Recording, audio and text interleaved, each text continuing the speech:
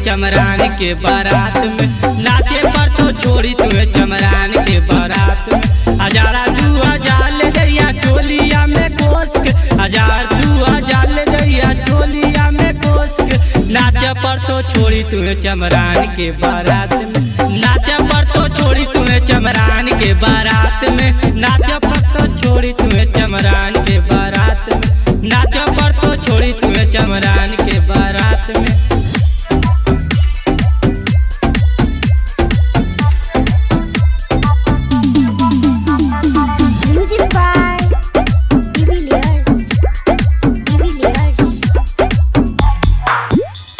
बाराती में छोड़बो न पड़ाका, खाली गोली चलैबोगे।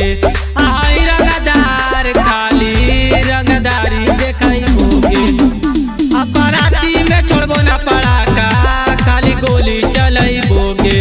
आई रंगदार खाली रंगदारी देखैबोगे। आ दाएं दाएं गोली चलता आजमगढ़ जिला चौक पर, दाएं दाएं गोली चलता मऊ जिला के चौक पर। नाचे पर तो छोड़ी तुहे चमरान के बारात में। नाचे पर तो छोड़ी तुहे चमरान के बारात में। नाचे पर तो छोड़ी तुहे चमरान के बारात में। नाचे पर तो छोड़ी तुहे चमरान के बारात में।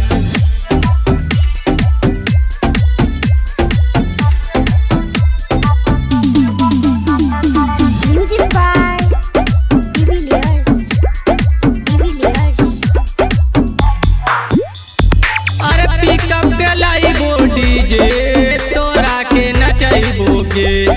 और नहीं नचबे तो जबरदस्ती करबोगे। अरे पिकअप के लाइबो डीजे तोरा के नचैबोगे। और नहीं नचबे तो जबरदस्ती करबोगे। जखमियरवा के नचैबो दारू पियाई के, जखमियरवा नचैबो दारू पिया के।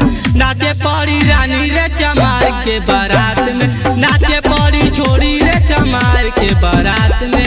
नाचे पड़ी छोड़ी रे चमार के बारात में। नाचे पड़ी छोड़ी रे चमार के बारात में।